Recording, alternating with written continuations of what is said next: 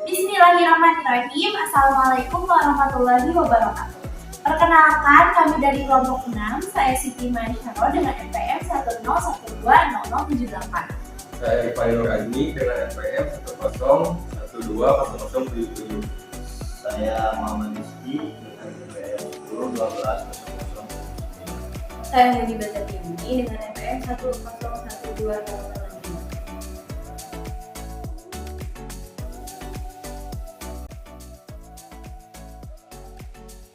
Assalamualaikum warahmatullahi wabarakatuh. Salam sejahtera. Perkenalkan, nama saya mungkin Novin dan biasa dipanggil Novin. Untuk di sini saya bergerak di perusahaan Jawara. Untuk nama perusahaan sendiri adalah Jawara, dan untuk perusahaan ini bergerak di bidang benih, yaitu khususnya di benih kuaci. Nah, untuk perusahaan ini juga memasarkan hasil jadi kuaci yang nanti didapatkan dari petani-petani dari media-media partner dari perusahaan ini sendiri.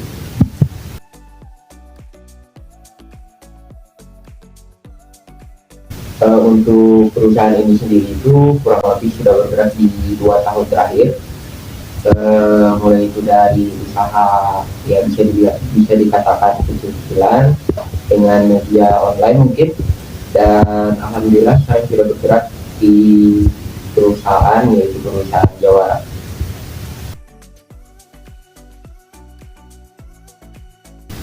Untuk menyeleksi karyawan, perusahaan kami menggunakan beberapa media yang khususnya media online,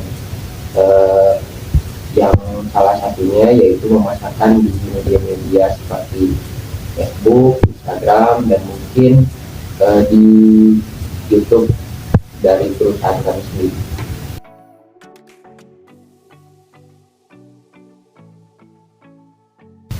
Baik, kalau untuk meningkatkan kinerja karyawan, di setiap bulan itu kami mengadakan pelatihan-pelatihan yang bisa diikuti oleh karyawan-karyawan yang kami fasilitasi dengan pemateri-pemateri yang memang cakap di bidang-bidang khususnya di pemasaran, di pengolahan keuangan, dan sebagainya.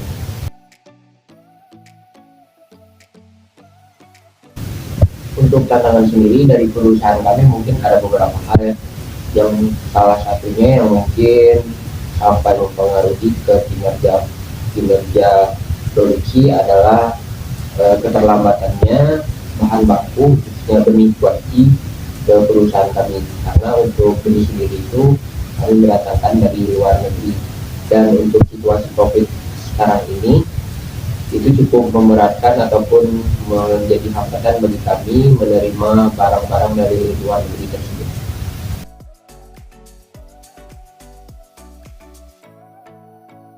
Untuk mengatasi masalah tersebut mungkin kami mengadakan proyeksi waktu, mungkinnya bisa dikatakan seperti itu. Jadi kami lebih jauh-jauh hari itu kami memesan terlebih dahulu agar media-media partner ataupun konsumen-konsumen kami tidak menerima hambatan ini. Dalam kata lain, mereka tetap menerima benih-benih yang kami pasarkan tepat waktu.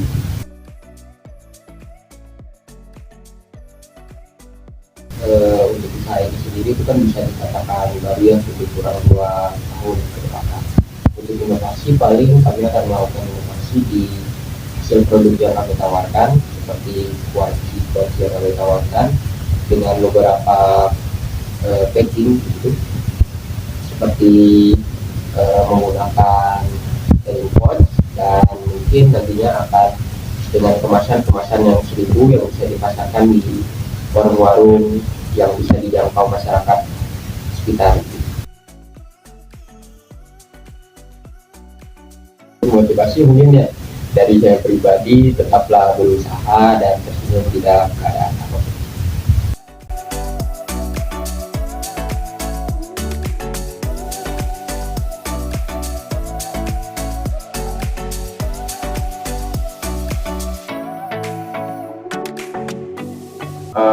Nama saya Stefano. saya kerja di salah satu perusahaan hotel juga di Bandung, pusatnya di Jakarta, tapi saya ditempatin di cabang Bandung ya. Saya di bagian supervisor customer service, kemudian di situ saya megang semua hotel di Jawa Barat yang ada kontraknya sama perusahaan ini. Kemudian travel agent saya pegang di Asia Tenggara.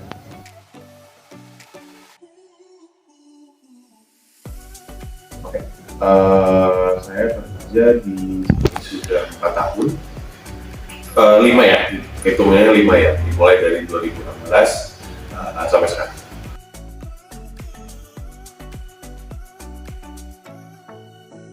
Oke, rekrutnya biasa ya, pasti dari kita juga nyebarin lowongan juga, tapi kita juga ngambil ada kadang dari beberapa hotel itu mereka pengen join kita juga, jadi kita ngambil dari hotel karyawan hotel yang mau, atau buka rekrutmen juga. Buka rekrutmennya biasanya di aplikasi-aplikasi buat rekrutan pekerjaan kayak Jobstreet atau lewat LinkedIn kayak gitu.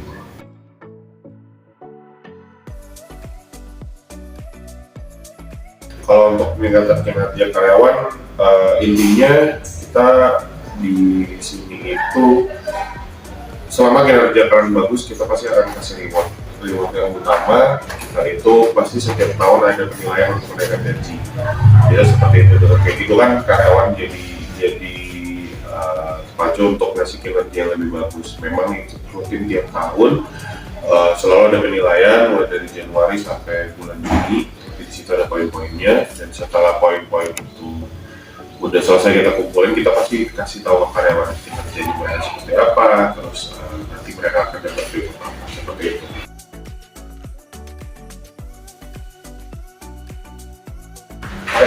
Kalau untuk COVID udah jelas sektor pariwisata kan pasti turunnya jauh banget, karena sektor pariwisata kayak hotel, kayak tiketing, perjalanan gimana itu pasti bergantung banget sama peraturan pemerintah. Otomatis kan kalau karena COVID semuanya ada pembatasan, dan pasti akan buat flow pemasukan kita juga masih turun. Tantangannya itu sebenarnya gimana kita tetap pertahanin flow keuangan kita, keuntungan kita tetap ada, tapi nggak melanggar aturan-aturan dari pemerintah. Itu sih tantangannya.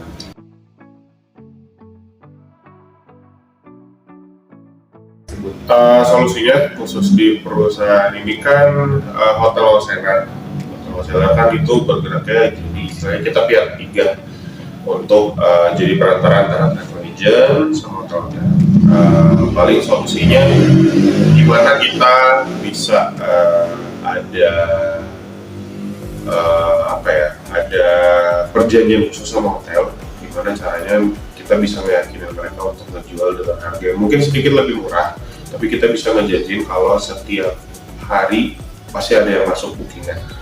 Dimana jadi kita ngebantu mereka buat bertahan juga dengan kita kasih mereka tamu yang tetap rutin ada, walaupun harganya memang mau nggak mau harus ditekan supaya kita bisa juga jual hotel mereka ke travel agent.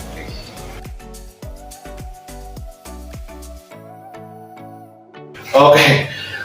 Motivasinya intinya kalau untuk sekarang buat kalian anak-anak ya, terutama yang baru selesai kuliah atau baru mau cari kerja, intinya itu lakuin dulu dan tetap mau belajar. Intinya itu karena saya juga bisa ada di posisi sekarang itu karena memang benar-benar dari nol. Justru saya juga nggak ada background pendidikan kuliah atau gimana gitu. Cuma karena saya mau belajar dan nggak pernah puas, intinya itu sih sebenarnya. Saat kalian mau melakukan sesuatu jangan pernah puas di situ-situ aja. Kalau kalian bisa ekspansi ke keahlian yang lain lagi, ya kenapa enggak dicoba. Jadi nggak cuma apa yang kalian pelajarin itu aja yang kalian bisa. Kalau kalian bisa pelajarin hal-hal baru lagi, dicoba aja.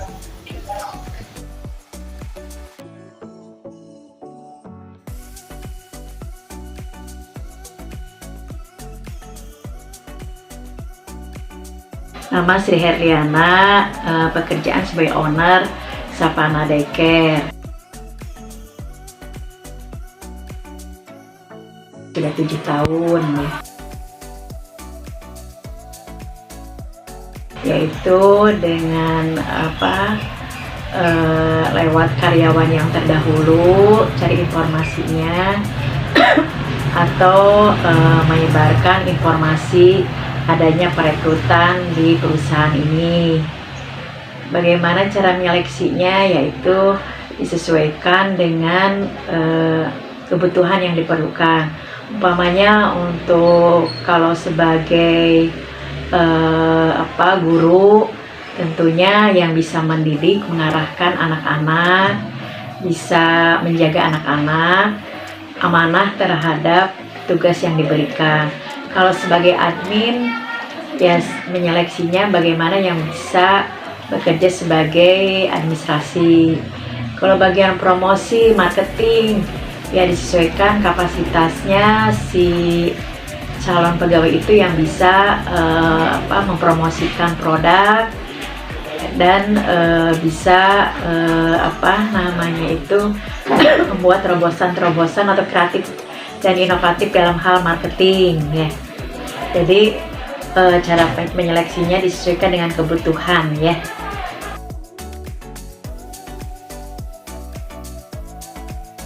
Dengan memberikan arahan dan bimbingan serta mengevaluasi hasil pekerjaannya. Apabila ada yang kurang pas, diarahkan kembali, diluruskan kembali sesuai dengan targetan perusahaan. Cara narasumber membina minat dan kemampuan karyawan, yaitu dengan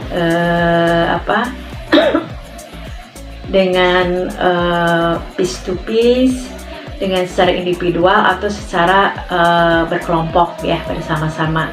Kalau memang diperlukan untuk secara individual untuk meningkatkan motivasinya atau kinerjanya, ya seperti itu. Ya secara individual akan dibina dan diarahkannya. Tapi kalau memang ini secara kelompok bisa diarahkan atau dimotivasi dalam meningkatkan kinerjanya, dilakukan secara kelompok. Ini tergantung kepada kasusnya ya.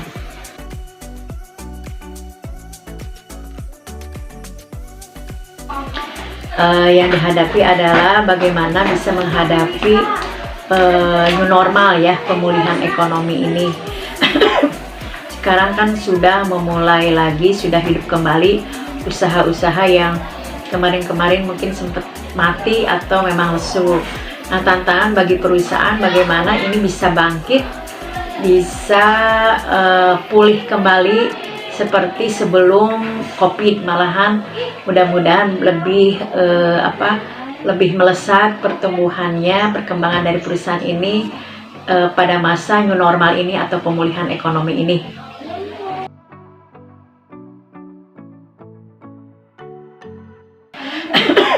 Pertama, kita harus melihat lingkungan sekitarnya, apa yang dibutuhkan masyarakat dalam hal ini, dalam penitipan anak. Yang dibutuhkan umpamanya sekarang mulai pada bekerja lagi orang tua, sehingga mereka membutuhkan penitipan yang aman dan yang protokol kesehatannya terjamin. Nah, berarti supaya diminati oleh konsumen dengan masa new normal ini, di kami di Sapana Daycare, selain memperhatikan penjagaannya, pembelajarannya, juga protokol kesehatan harus diperhatikan.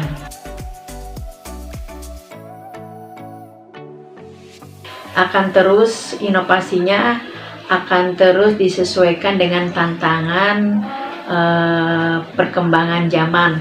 Apalagi sekarang banyak hal-hal yang di luar prediksi ya, kayak COVID kan, siapa yang nyangka. Nah, berarti ini akan terus kita harus melihat dunia luar, perkembangan dunia yang terjadi, sehingga usaha itu bisa menyelaraskan, menyesuaikan dengan kebutuhan konsumen, disesuaikan dengan perkembangan yang terjadi. Sehingga tidak bisa kita berjalan sendiri gimana saya, tapi tetap sekarang itu harus apapunnya juga kita terus melihat dengan perkembangan yang terjadi dan siap-siap dengan apapun yang terjadi dalam kehidupan ini, yang seperti COVID umpamanya ya, yang tidak diprediksi terjadi, ataupun mungkin nanti ke depan ada hal-hal lain, sehingga inovasinya itu selain pembelajaran tatap muka offline, kita juga pengalaman yang kemarin mempersiapkan inovasi pembelajaran online untuk tingkat PAUD. Bagaimana pembelajaran online tingkat PAUD yang bisa menyenangkan, tidak membosankan, dan arahan atau pembelajaran dari kami bisa tersampaikan. Sehingga mau ditutup, mau dibuka oleh pemerintah, institusi pendidikan termasuk daycare, kami bisa eksis, bisa berlangsung. Oke teman-teman, mungkin cukup sekian hasil wawancara dari kami. Wabillahi taufiq wal hidayah. Wassalamualaikum warahmatullahi wabarakatuh.